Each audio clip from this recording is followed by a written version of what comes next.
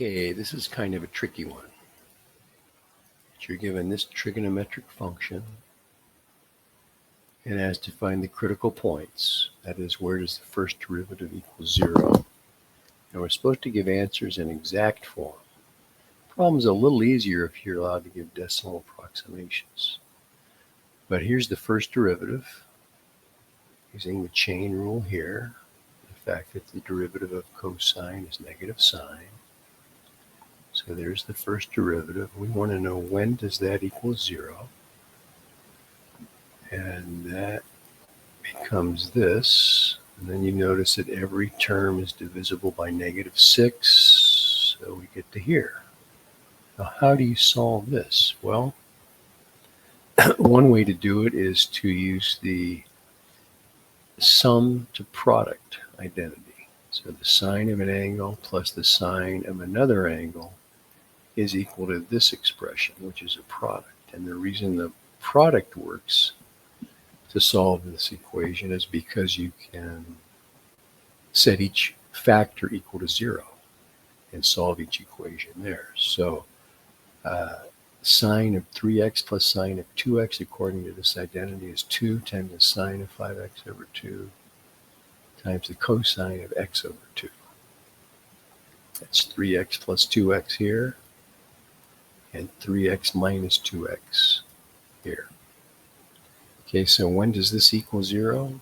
Well, it equals 0 when this factor equals 0 or this factor equals 0. So let's work on this one. If the sine of 5x over 2 equals 0, then 5x over 2 equals the inverse sine of 0, the angles that have a sine of 0. And we can write that as 0 plus 2k pi. Think of the unit circle. Sine of 0 here at 0 or at pi. So this evolves into two equations. 0 plus 2k pi or pi plus 2k pi. And then if we solve for x, multiply both sides by 2 and divide by 5, there's our formula for x's. In this one, I factored out a 2 pi. And now what we want to do is let k equal integer values that give us x's that are between -3 pi and -pi. And that was the restriction. So we could try -4, but realize that that's left of -3 pi. So we try -3 for k here, and we get -12 pi over 5, -8 pi over 5. When we try -1, we're outside the interval again. So there's two answers from this result. And over here, if we try k equals -4, that actually works. -14 pi over 5 is to the right of -3 pi.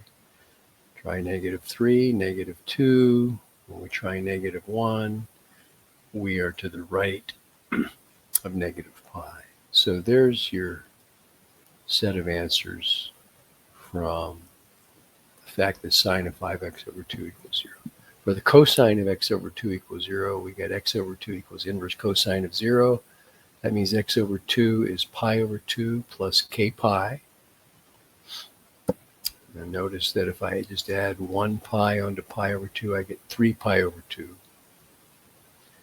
So x equals, multiply by 2, factor out a pi if you want, and try a couple values. Well, -2 gives you -3 pi, which is the left end point.